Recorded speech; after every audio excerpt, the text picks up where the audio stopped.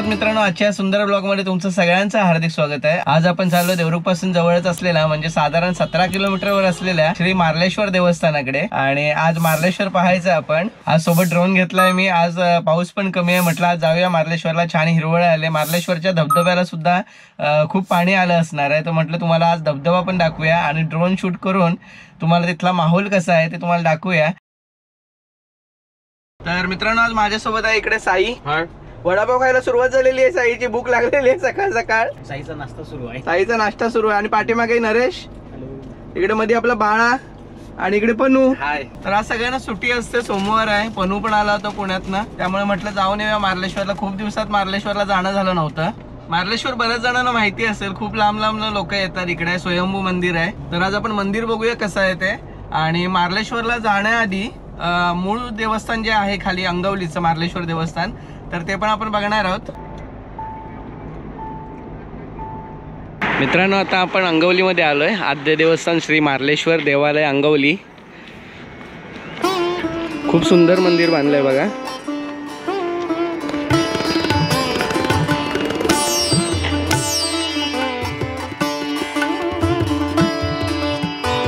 तुम्ही बघू शकता, सुंदर अशी कमान आहे आणि सुंदर मंदिराची अशी बांधणी आहे। इकडे या साईडला चप्पल काढण्यासाठी स्टँड आहे बघा, इथे तुम्ही आपलं चप्पल ठेवू शकता। त्यानंतर इथे पाय धुण्यासाठी नळ आहेत।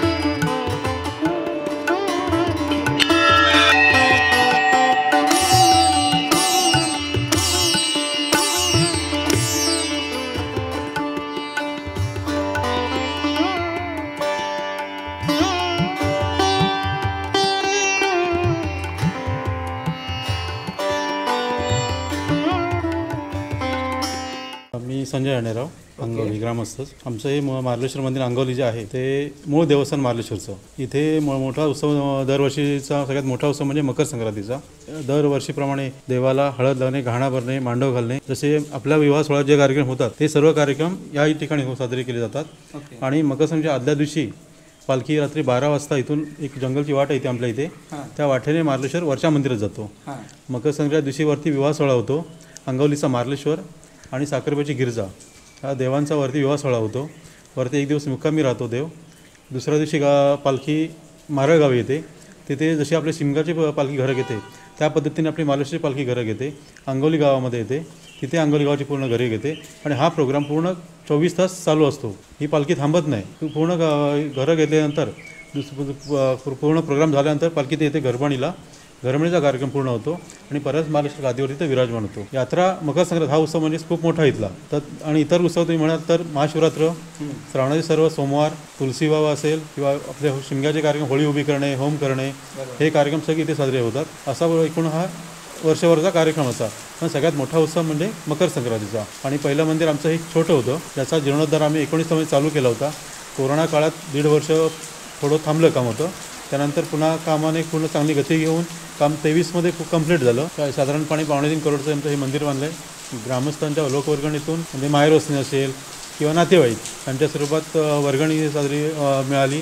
त्यातून हे 2.25 कोटीचं एक सुंदर असं मंदिर लोकांना नजरेत भरावं असं हे आम्ही ग्रामस्थांकडून उभारलं गेलं इथे।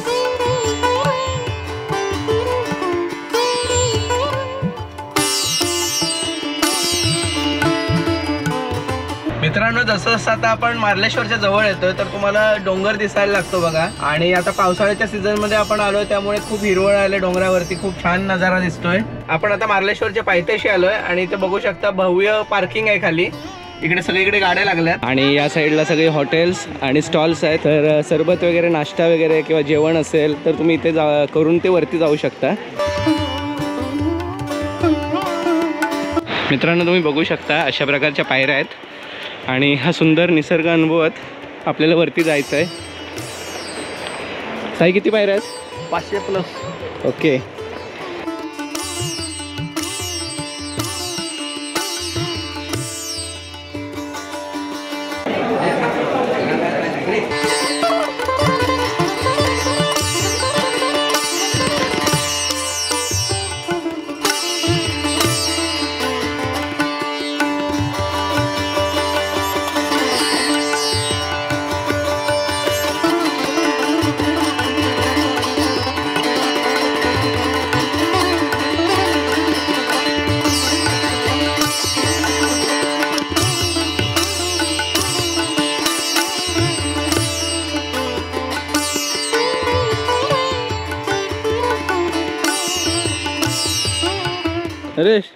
तुझे मित्र बघ.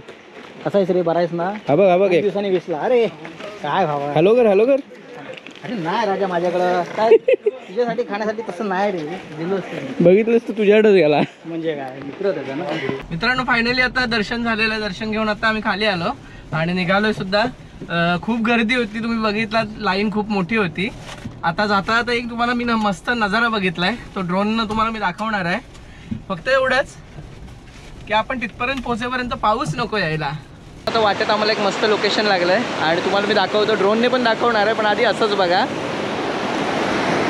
आधी फोटो बघा.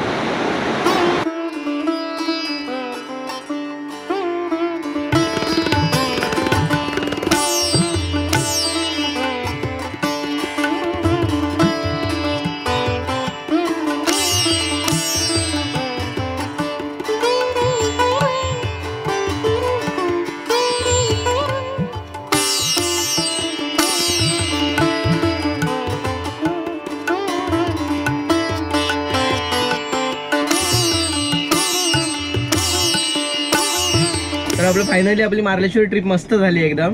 आणि बरेच महिन्यापासून चाललं होतं की आपण मार्लेश्वरवरती आपण ब्लॉग करूया, आपण निवांतमध्ये जाऊया आणि तुम्हाला त्याबद्दल माहिती पण सांगूया. तर अचानक तो योग आला. तर ट्रिप तर मस्त झाली, पण आता जर तुम्हाला सुद्धा तिथे जायचं असेल, मार्लेश्वर दर्शन घ्यायचं असेल, तर कसं जायचं आहे त्याबद्दल मी थोडीशी माहिती तुम्हाला सांगतो. तर मित्रांनो, जर तुम्हाला आता मार्लेश्वरला यायचंच असेल तर तुम्ही जर मुंबईवरनं येणार असाल तर तुम्ही संगमेश्वरपर्यंत रेल्वे स्टेशन आहे संगमेश्वरला, तुम्हाला माहितीच आहे. तर मुंबईपासून तुम्ही रेल्वेने संगमेश्वरला येऊ शकता. रेल्वे स्टेशनला तुम्हाला शेअर रिक्षा मिळून जाईल आणि तिथून तुम्ही याल संगमेश्वर बसस्थानकला आणि तिथून तुम्हाला बसचं ऑप्शन अवेलेबल आहे. तिथून तुम्ही देवरुखला येऊ शकता आणि देवरुखवरनं परत तुम्हाला मार्लेश्वर बस मिळेल. तर अशा प्रकारे तुम्ही येऊ शकता. जर तुम्ही पुण्यावरनं येत आहे तर पुण्यावरनं तुम्हाला ट्रॅव्हल्स किंवा बस या गोष्टींचा आधार घ्यावा लागेल, कारण पुण्यावरनं ट्रेन नाही आहे इकडे. आणि सेम पुण्यावरनं तुम्ही चिपळूणला येऊ शकता. चिपळूणवरनं संगमेश्वर, संगमेश्वरवरनं देवरुख आणि नंतर पुढे मार्लेश्वर. आणि जर तुम्ही कोल्हापूरवरनं येत आहे तर कोल्हापूरवरनं आंबाघाटातनं एक शॉर्टकट आहे कळकदारातनं, तर तिथून तुम्ही खाली येऊ शकता बाय रोड जर असाल तर. आणि बसने जर असाल तर तुम्हाला कोल्हापुरातनं पहिलं साखरपामध्ये यावं लागेल आणि साखरपातनं देवरुख आणि देवरुखमधनं मार्लेश्वर बस पकडायला लागेल. तर मित्रांनो, हे तीर्थक्षेत्र खूपच फेमस आहे. जर तुम्हाला यायचं असेल तर पावसाळ्यातनं तुम्ही नक्की व्हिजिट करा, खूप छान वातावरण असतं. आणि आपले ब्लॉग जर तुम्हाला आवडत असतील तर लाईक करायला अजिबात विसरू नका. जे नवीन व्ह्यूअर्स आहेत त्यांनी चॅनलला सबस्क्राईब करायला विसरू नका. आणि व्हिडिओ जास्तच आवडत असतील तर मित्रांमध्ये सुद्धा शेअर करा. पुन्हा एकदा एका नवीन ब्लॉगमध्ये भेटू, तोपर्यंत बाय बाय.